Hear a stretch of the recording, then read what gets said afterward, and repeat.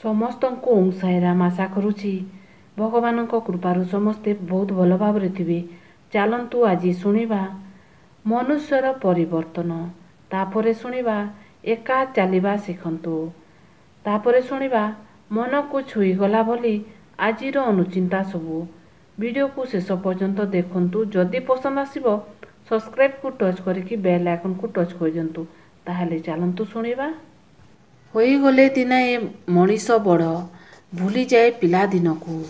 ବିବାହ କରିବା ପରେ ମଣିଷ ଭୁଲିଯାଏ ପିତାମାତାଙ୍କୁ।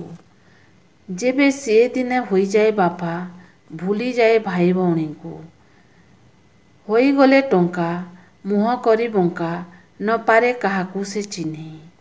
ଯେତେବେଳେ ସିଏ ହୋଇଯାଏ ଧନୀ, ଭୁଲିଯାଏ ସାଙ୍ଗସାଥି। ନ ଚିହ୍ନିବା ପରି ଅଭିନୟ କରେ, ଭୁଲିଯାଏ ସବୁ କିଛି।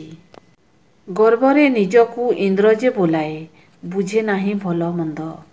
ଯେତେ ସବୁ ଖରାପ ଗୁଣ ବାଛିଥାଏ, ଧନରେ ହଇଣ ଅନ୍ଧ। ଯେତେବେଳେ ସିଏ ହୋଇଯାଏ ବୃଦ୍ଧ, ମନେ ପଡ଼େ ଅତୀତକୁ। ଭୁଲି ଯାଇଥିବା ସଭିଙ୍କୁ ସେ ଖୋଜେ, ଅନୁତାପ କରି ନିଜକୁ। ମଣିଷ ଶବକୁ ଛୁଇଁଦେଲେ ଗାଧୋଇ ଶୁଦ୍ଧହୋଇ ଘର ଭିତରକୁ ଯାଏ।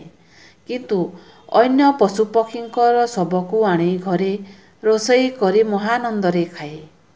ମହମବତୀ ଜଳେଇ ମୃତ ଶରୀରକୁ ସ୍ମରଣ କରନ୍ତି, ଆଉ ମହମବତୀ ଲିଭେଇ ଜନ୍ମଦିନ ପାଳନ କରନ୍ତି।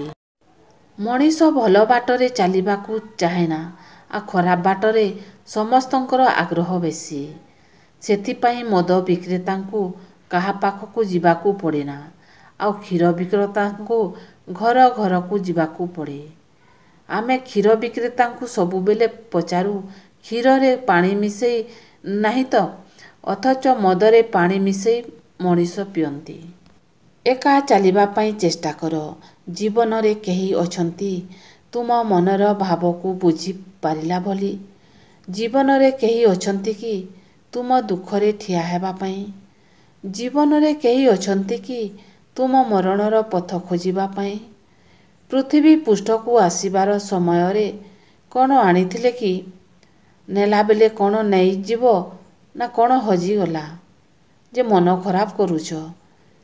କିଏ ତୁମ ସହିତ ଥିଲା ଯେ ସମ୍ମାନ ଖୋଜୁଛ? ବଞ୍ଚିତ ସମୟରେ ଲୋକ ନାନା ପ୍ରକାର ଲାଞ୍ଛନା ଦେଇଥାନ୍ତି ଏବଂ ମରିଗଲା ପରେ କହିବେ କ'ଣ ହୋଇଗଲା ଯେ ମଲା? ଯଦି କିଛି ଆଣିନ, କିଛି ନେବନି, କେହି ନୁହନ୍ତି ନିଜର କିମ୍ବା ପର ଏଠାରେ ଅଢ଼େଇ ଦିନର କୁଣିଆ ସଭିଏ। ଏଠାରେ ସଭିଏ ନାରୀ। ଶ୍ରୀକୃଷ୍ଣ କେବଳ ଗୋଟିଏ ପୁରୁଷ। ଶ୍ରୀମଦ୍ ଭାଗବତ ଗୀତା ଏକମାତ୍ର ସାର ଅମୃତ।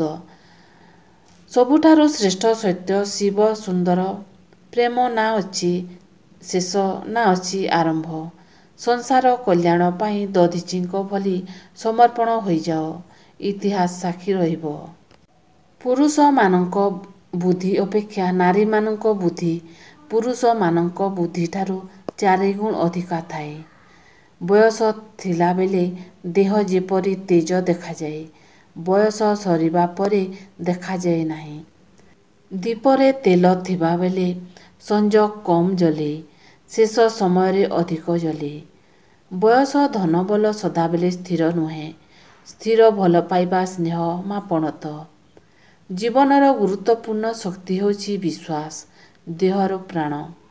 ଚାଲିଗଲେ ଜୀବ ଥରେ ମରେ, କିନ୍ତୁ ବିଶ୍ୱାସ ଚାଲିଗଲେ ବାରମ୍ବାର ମରେ। କାହା ଉପରେ ଭରସା କିମ୍ବା ପାଇବା ଆଶା କର ନାହିଁ, କାରଣ ସମସ୍ତଙ୍କ ଉପରେ ଏହା ଶୋଭା ପାଏନାହିଁ। ମରିବା ଅପେକ୍ଷା ଅନ୍ୟମାନଙ୍କ କଲ୍ୟାଣ କର। ଜୀବନରେ ବାପାଙ୍କ ମୂଲ୍ୟ ଜାଣିବା ପାଇଁ ଯଦି ଚାହାନ୍ତି, ତେବେ ନିଜର ବୁଢ଼ା ଆଙ୍ଗୁଠି ବିନା ଗୋଟିଏ ରୁଟିର ଖଣ୍ଡେ ଛିଣ୍ଡାଇ ଖାଇବାକୁ ଚେଷ୍ଟା କରନ୍ତୁ। ବାଲ୍ୟକାଳରେ ମାଆର କ୍ଷୀର ବିନା କେହି କେବେ ଶକ୍ତିଶାଳୀ ଓ ବୁଦ୍ଧିଜୀବୀ ହୋଇପାରେ ନାହିଁ। ବାପା ମା'ଙ୍କ ବିନା ଏ ସଂସାରରେ ବଞ୍ଚିବା କଷ୍ଟକର। ଆମେ ନିଜ ବାପା ମା ହେଉଛନ୍ତି ଆମମାନଙ୍କର ଚଳନ୍ତି ଠାକୁର। ଯୌବନରେ କାଉ ମଧ୍ୟ ସୁନ୍ଦରୀ ଦିଶେ, ଶ୍ରାବଣରେ ନଦୀ ମଧ୍ୟ କୁମାରୀ ଦିଶେ। କ୍ଷମତା ରହିଲେ ମିଥ୍ୟା କଥା ମଧ୍ୟ ବାଣୀ, ଶକ୍ତି ଆଉ ଟଙ୍କା ରହିଲେ ମୂର୍ଖ ମଧ୍ୟ ଜ୍ଞାନୀ ହୋଇଥାଏ।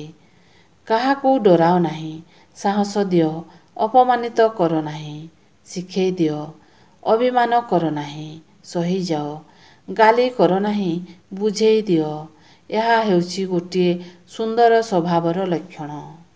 ଗର୍ବ ଅହଙ୍କାର ସେଇମାନେ କରନ୍ତି ଯେଉଁମାନେ ବିନା ପରିଶ୍ରମରେ ସବୁକିଛି ପାଇଯାଆନ୍ତି ଆଉ ଯେଉଁମାନେ କଠିନ ପରିଶ୍ରମ କରି ସଫଳ ହାସଲ କରିଥାନ୍ତି ସେମାନେ ଅନ୍ୟର ପରିଶ୍ରମକୁ ସମ୍ମାନ କରିଥାନ୍ତି। ଜୀବନ ଏକ ଶୂନ୍ୟ ଲମ୍ବା ପଥଟିଏ। ଜଣାନାହିଁ ସେଥିରେ କେତେ ଇଚ୍ଛା ଭରି ରହିଛି। ଯାହା ପୂରଣ ହେଲା ନିଜର ଆଉ ଯାହା ନ ମିଳିଲା ତାହା ସ୍ୱପ୍ନ। ଟଙ୍କା ହେଲା ଏମିତିକା ସାବୁନ ଯାହା ବର୍ତ୍ତମାନ ଯୁଗରେ ସବୁ ଧରଣର ଦାଗ ପରିଷ୍କାର କରିଥାଏ। ଭାରି କଷ୍ଟ ଲାଗେ ସେତେବେଳେ ନିଜ ଲୋକ ବେଇମାନୀ କରିଥାନ୍ତି ଓ ନିଜ ଭୁଲ ସ୍ୱୀକାର କରିବା ବଦଳରେ ଓଲଟା ଦୋଷ ଦିଅନ୍ତି। ଅଜବ ଏ ଦୁନିଆ। ଲୋକେ ରାସ୍ତାରେ ଷଣ୍ଢକୁ ଖାଇବାକୁ ନ ଦେଇ ବାଡ଼ାନ୍ତି କିନ୍ତୁ ମନ୍ଦିରରେ ପଥର ଷଣ୍ଢକୁ ପାଖରେ ଭୋଗ ଲଗାଇଥାନ୍ତି। ଯଦି ଆଜିର ଅନୁଚିନ୍ତା ଆପଣମାନଙ୍କୁ ପସନ୍ଦ ଆସିଲା ତାହେଲେ ସବସ୍କ୍ରାଇବ୍କୁ ଟଚ୍ କରିକି ବେଲ୍ ଆଇକନ୍କୁ ଟଚ୍ କରିଦିଅନ୍ତୁ, କାହିଁକିନା ଏହିପରି ଭିଡ଼ିଓ ସବୁ ଆପଣମାନଙ୍କ ପାଖକୁ ପହଞ୍ଚି ପାରିବ। ତାହେଲେ ରହୁଛି। ଓଁ ସାଇରାମ, ଜୟ ସାଇରାମ।